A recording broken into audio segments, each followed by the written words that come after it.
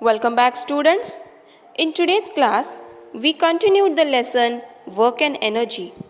Dear students, in the first period, we came to know about work and the relationship between work and energy. In the lesson Work and Energy, the first and foremost definition of work is when an object is displaced by applying a force on it, work is said to be done. Work, energy, and force are interdependent on each other that we have come to know through the point the relationship between work and energy. Later, we have also studied about forms of energy. Potential energy and kinetic energy are the two different types of mechanical energy.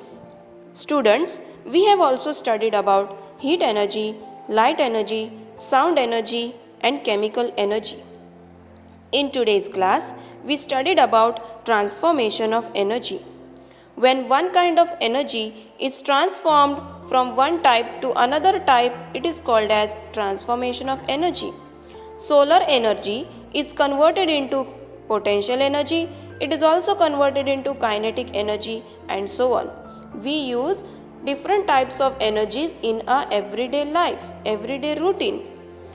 After that, lastly, we have studied about energy resources.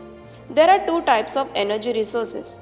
One is conventional energy resources, it is also called as non-renewable energy resources, and secondly, non-conventional energy resources, also called as renewable energy resources. Solar energy, wind energy, tidal energy, hydroelectric or hydel power, energy obtained from oceanic waves, and atomic energy are the different types of renewable energy resources. These resources, these energies can be renewed again and again. And lastly, petrol, diesel, natural gas, wood, fossil fuels, these are all type of non-renewable energy resources. You cannot obtain it again and again once it is finished.